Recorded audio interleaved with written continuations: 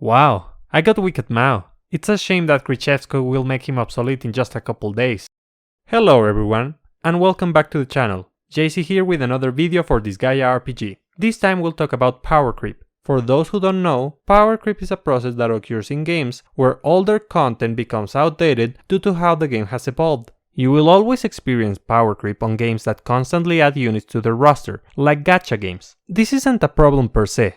The problem lies in how fast this happens and if they rework previous units so that they can keep up with the meta. Unfortunately, in Disgaea RPG's case, power creep happens very fast, especially for global players. In the game there are 5 roles a unit can fit into: physical damage attackers, physical damage sub-attackers, magical damage attackers, magical damage sub-attackers, and supporters. Within the supporter role, there are various functions they can fulfill, such as providing SP, buffs, stat boosts, damage boosts, increasing critical rate or critical damage, reducing damage, etc. And for each one of these roles, there are a bunch of traits which set them apart into different categories. With 9 weapon types, 6 symbols, 2 species, and 2 genders, there is a ton of units that you need if you want to tackle most challenging content. It's not necessary to have a team for every single trait, but some content will only allow you to use units which fit a specific trait, which is why you want to build as many teams as you can. For example, just to be able to raise the strength of your units to maximum, you need 4 more units which share the same symbol to be able to tackle Kilia's training.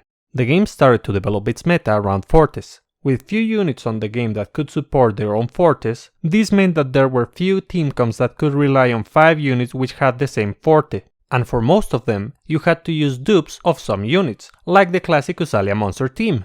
This led to the development of more versatile units. The first attempt of this was Thunderlord Laharl. Being the main attacker on a rainbow team meant you could use any Mega Braveheart or Mega Armor Break users from other teams. The problem was that he wasn't versatile at all because he could only get the benefit from his NE1 and NE7 on rainbow teams. And also that at the time, there were few universal batteries in the game. After that we received Supreme Laharl, who is a truly versatile unit, with 2 abilities which support the party regardless of their traits or equipment and buff all stats except for HP. He was the game changer we needed, and even though it will take some time until this kind of kit becomes the norm, it was a step in the right direction. The more versatile units we receive, the less unit we'll need to roll for. This also means that everyone will want to roll for them and get as many copies as possible, and after getting your ideal supporter, you would only have to roll for attackers or units that you like.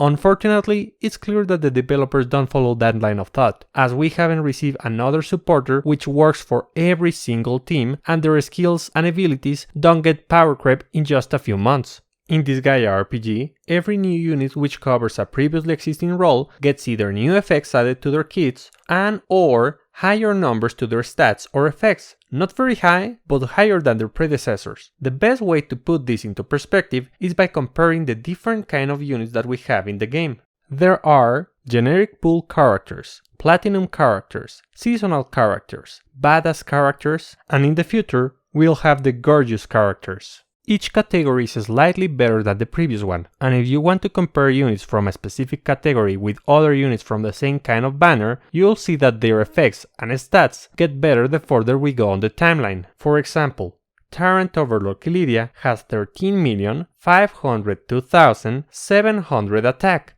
He has a 50% damage increase on skills when using a fist, as well as a 100% more damage if there's only one enemy left. His S-rank single target skill reduces defense by 15%, and he has an action gauge plus 1000 skill which gives him 25% more attack. Then we have Calamity Adele with 15,003,000 attack. He has a damage increase of 60% when he has an attack buff, and if he kills an enemy, he gets a 35% buff to all stats except HP. He also has a B-rank single target attack which increases his action gauge by 1000 if he defeats an enemy with it, and it also gives him a 15% attack buff. Of course, the most important skill is the S-rank single target attack, which increases its power by 10% if it crits. The time gap between these units releasing is long enough that you can get a lot of mileage out of Tyrant Overlord Kilidia before he gets power crept by Calamity Adele. But soon after we receive Zeta, which power crests Calamity Adele.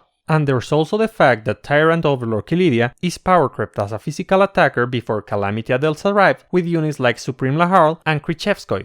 Power creep isn't really the problem in this game, but the lack of strong staples which can be used for long periods of time before they are power creep, the huge amount of units you need to cover all traits available in the game, and the lack of reworks or updates to older units. Talking about staples, Supreme Laharl, Madoka, and Formal Artina are definitely good examples of this. Even though Supreme Laharl doesn't provide damage up, crit rate up, or SP regen, his main stat buff from Supreme Style, the SP battery on his NE1, and the critical damage on his NE7 are up to this day still viable on JP. Let's hope that in the future we receive more supporters which fit all kinds of teams and have long-term value. That way we can focus on rolling for main attackers and units we want, instead of somewhat useful supporters for each kind of team, and that the developers decide to update all their characters to revitalize them and make them useful once again. And with that we're done. If you like the video, share, like, subscribe. Next is a video on beginner's tips. See ya then!